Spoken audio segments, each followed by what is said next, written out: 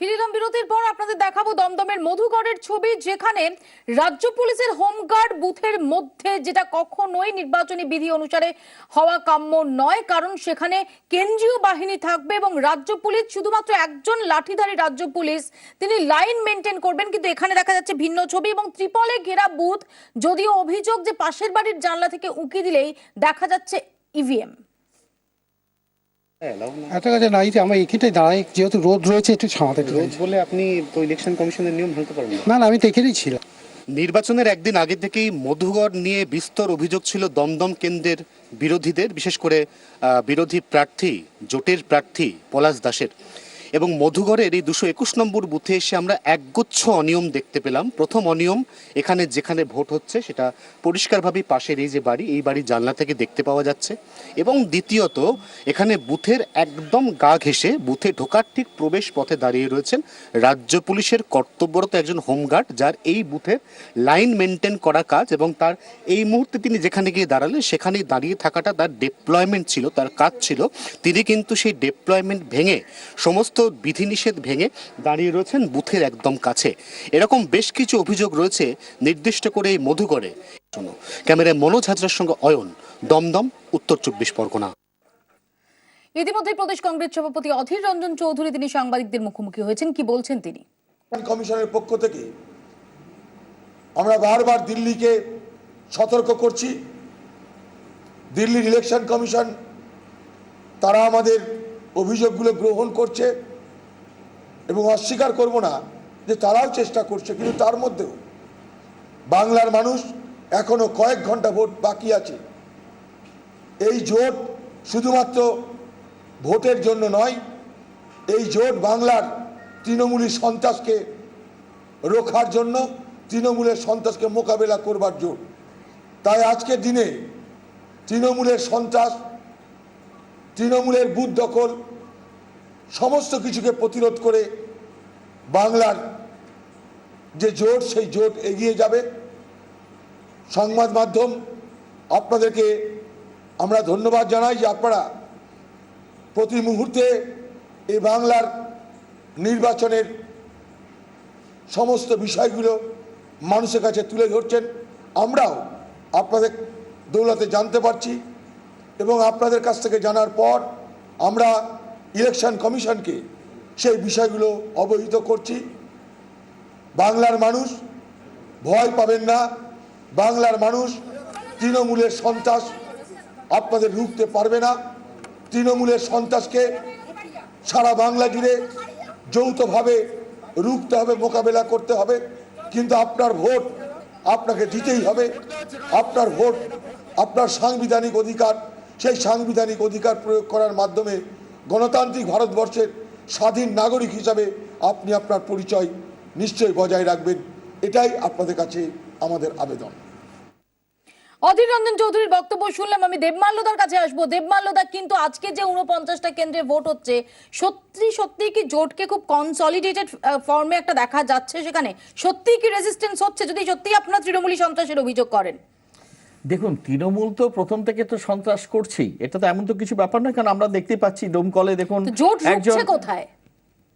জোট হচ্ছে কোথায় মানে জোট রুখছে কোথায়? না, জোট তো রুখছে বলেই তো এই সন্ত্রাসটা আজকে এত সুন্দরভাবে ভোট হচ্ছে। মানুষ আজকে সার্বিক সন্ত্রাসকে উপেক্ষা করেও আজকে লাইনে দাঁড়িয়ে কিন্তু মানুষ ভোট দিচ্ছে। সেখানে কিন্তু এই যে জোট কর্মীরা যারা আছেন, আমাদের জোটের যেসব সমর্থকরা যারা আছেন, তারা প্রতিনিয়ত প্রতিরোধ করছেন এবং এই প্রতিরোধটা দেখেই সাধারণ মানুষ আজকে উজ্জীবিত। তো এখানে আমি সুদীপ বাবুর কাছে আসবো। সুদীপ বাবু, কয়েকদিন আগে অধীর রঞ্জন চৌধুরী মন্তব্য করেছেন যে উত্তরবঙ্গে তারা তৃণমূল কংগ্রেসকে সাফ করে দিয়েছেন, এবার দক্ষিণবঙ্গ যেখানে কংগ্রেসের সংগঠন সেটা তেমন মজবুত নয়, সেখানে দাঁড়িয়ে আপনারা যাতে ফোরফ্রন্টে থাকেন এবং তারা যেন যোগ্য জবাব দেন। কিন্তু সত্যি কি সিপিএম কর্মী সমর্থকদের আজকে মাঠে ময়দানে দেখা যাচ্ছে? আসলে মৌপি, আমি যেটা বলবো যে এর আগে যে সোমনাথবাবু যে অভিজ্ঞতাগুলির কথা বলছিলেন, ওই বিন্দু বিন্দু দিয়ে তো সিন্ধু তৈরি হয়। তা মানুষের এই অভিজ্ঞতার দাম আমরা জানি। গত 5 বছরে মানুষের যা অভিজ্ঞতা এবং তার সাথে সাথে আমাদের বামপন্থী কর্মীদের যা অভিজ্ঞতা, এই দুটোকে যদি আমরা একসাথে মেশাই তাহলেই দেখতে পাবো যে আজকে ভোটের যে চরিত্রটা আমরা বুঝতে পারছি যে সাধারণ মানুষ আজকে জোটবদ্ধ। যতই সন্ত্রাস নামুক না কেন, সাধারণ মানুষ ভোট কেন্দ্রে যাচ্ছে, ভোট দিচ্ছে, এটাই আজকে চরিত্র। একদিকে যেমন হামলা হচ্ছে, একদিকে যেমন সন্ত্রাস হচ্ছে, একদিকে যেমন বুথ ক্যাপচার করবার চেষ্টা করছে, এই ছবি যেমন আছে, আবার অন্যদিকে সাধারণ মানুষ দলবদ্ধ হয়ে তারা ভোট কেন্দ্রে যাচ্ছেন, এই ছবি আছে। আমি আসবো সুদীপ, তার আগে একটা ছবি, আমরা আরো একটা ছবি দেখাবো। কামারহাটির আদর্শ পল্লী, সেখানে একটু বেআইনি জমায়েত, তার অভিযোগে আধার সেনা তারা লাঠি চালায় তৃণমূল কংগ্রেস কর্মী সমর্থকদের জমায়েত বলে জানা যাচ্ছে, এবং এরপর আধার সেনাকে ঘিরে ধরে বিক্ষোভ দেখাতে থাকেন তৃণমূল কংগ্রেসের কর্মী সমর্থকরা।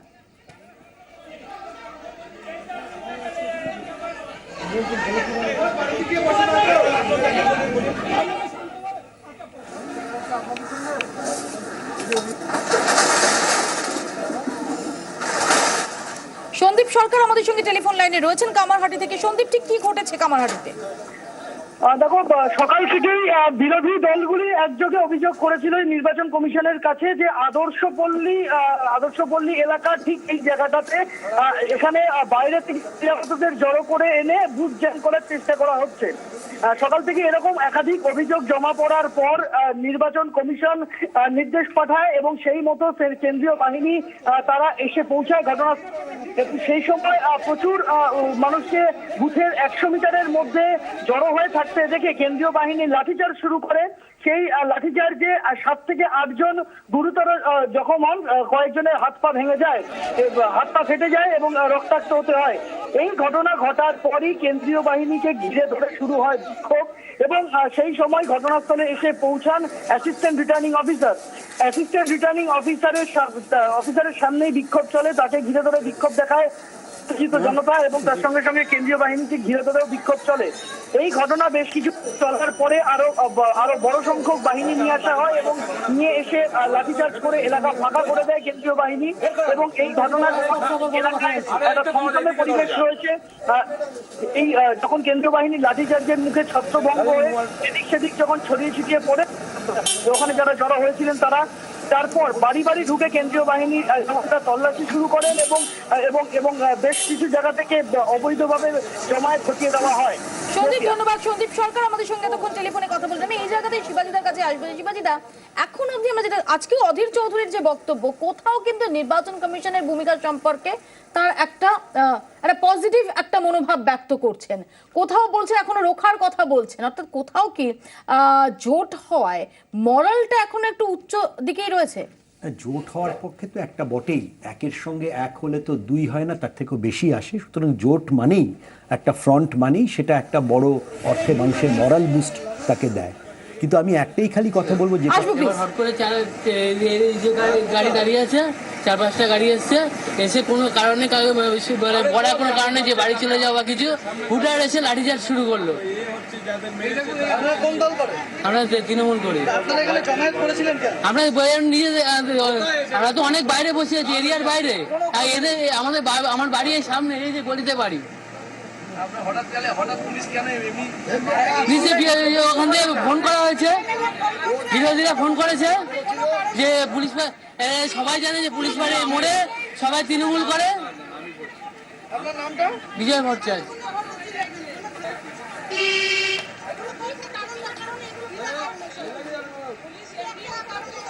আমরা শুনলাম যারা ওখানে তৃণমূল কংগ্রেস কর্মী তাদের বক্তব্য। শিবাজিদা প্লিজ। আমি যেটা বলতে চাইছিলাম, যে কথা একটু আগে তুমি বলছিলে যে জোটটা কোথায় হয়েছে, আমাদের এই জায়গাটা কিন্তু কংগ্রেসের যে স্ট্রেংথ, দু একটি জায়গা ছাড়া, বাদুড়িয়া বা টাকি বা অন্য কিছু কিছু জায়গা ছাড়া, কংগ্রেসের সেই স্ট্রেংথটা কিন্তু এখানে খুব মিনিমাম স্ট্রেংথ আমাদের এই দক্ষিণবঙ্গের যে জায়গাটাতে এসে আজকে দাঁড়িয়েছে।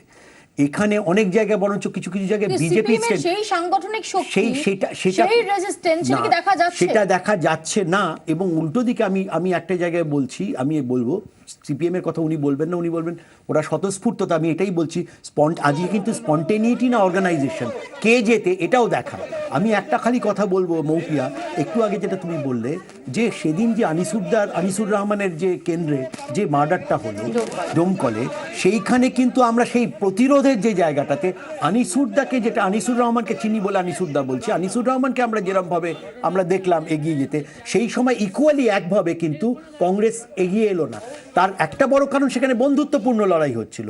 এই যে জায়গায় কোথায় জোটের টেস্টটা, যেখানে দুজনেই প্রায় সমান সমান, সেখানে বা সেই সব জায়গায় কি জোট হয়েছে, নাহলে অন্য জায়গায় হবে যে এক পেশে জায়গা আরেকজন সঙ্গে আছে। তবে এই এখানে জায়গায়- এখানে সোমনাথ দার কাছে আসবো প্লিজ, আসবো মালদা, একটা ছোট্ট বিরতি আমাকে নিতেই হবে, কিন্তু এখানে না, দাঁড়িয়েও ওখানে কিন্তু যেটা অনিশ্চিততা খুব কাউকে পাননি সিগনিফিকেন্ট যে ওখানে, এরপরে যখন বলছিলেন। সূর্যকান্ত মিশ্র বা অধীর রঞ্জন চৌধুরীরা তারা কিন্তু বিরাট গেল রব তুলছেন না, যদিও তাদের তরফ থেকে, দলের তরফ থেকে অভিযোগ করা হচ্ছে, কংগ্রেস বা সিপিএম এর তরফ থেকে, যে তৃণমূল কংগ্রেস তারা সন্ত্রাসের চেষ্টা করছে, কিন্তু খুব ইন্টারেস্টিংলি রাজনৈতিক মহল তারা এটাকে খুব তাৎপর্যপূর্ণ বলেই মনে করছে। একটা ছোট্ট বিরতির পর ফিরছি, সঙ্গে থাকুন।